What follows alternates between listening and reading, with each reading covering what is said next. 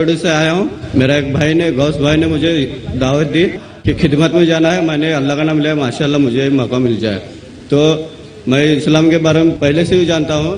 میں کئی روزے رکھ کے کئی بار نماز پڑھے. تو میرے گھر میں نا میرے اسلام کے بارے میں مجھے تحقیقات کی جاتی ہے, تو مجھے مار پیٹ کی جاتی ہے. میں یہ سوال کرنا چاہتا ہوں کہ میں آج انشاءاللہ اسلام قبول کرنے والا ہوں.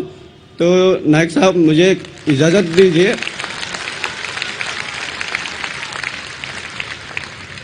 تو نائک صاحب میں آپ سے درخواست کرتا ہوں کہ مجھے آپ کلمہ پڑھ دیجیے.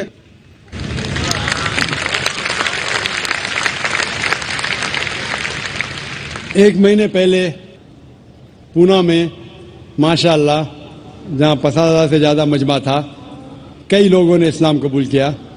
وہاں کے انسپیکٹر نے کہا کہ ڈاکٹر صاحب آپ بڑے مجمع میں لوگوں کو کلمہ مت پڑھاؤ, اکیلے میں پڑھاؤ. کئی بزرگوں نے مجھ سے کہا, کئی ودوانوں نے مجھ سے کہا کہ ذاکر بھائی آپ پبلک میں کلمہ مت پڑھاؤ. لیکن میں یہ کہتا ہوں کہ اس دیش, اس ہندوستان میں الحمدللہ بہت کم دیش ہے دنیا میں جہاں ہر ناگرک کو اجازت ہے اپنے دھرم کا پالن کرنا اور دھرم کی دعوت دینا اور جو مذہب چاہتے ہیں اس کو قبول کرنا.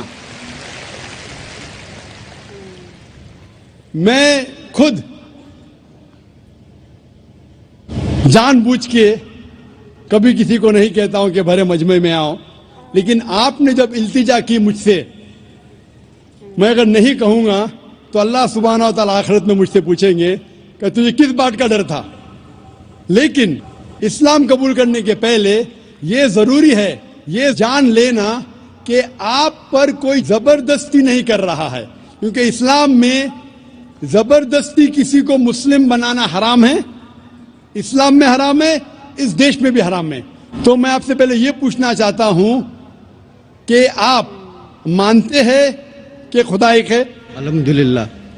آپ مانتے ہیں کہ اس خدا کے آخری پیغمبر, آخری رسول محمد صلی اللہ علیہ وسلم ہیں؟ میں آپ سے یہ پوچھنا چاہتا ہوں کہ کوئی بھی شخص آپ پر زبردستی کر رہا ہے اسلام قبول کرنے کے لیے؟ نہیں. کوئی دباؤ ڈال رہا ہے؟ نہیں. چاہے طاقت کا دباؤ ہو یا پیسے کا دباؤ؟ کوئی بھی نہیں.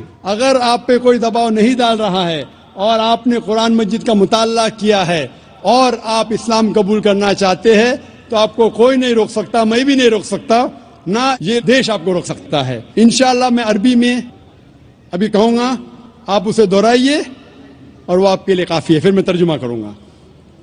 اشہدو اللہ الہ الا اللہ واشہدو ان محمدن عبدہ ورسولہ. میں گواہی دیتا ہوں کہ اللہ کے علاوہ کوئی معبود نہیں اور محمد صلی اللہ علیہ وسلم اس کے بندے اور رسول ہے.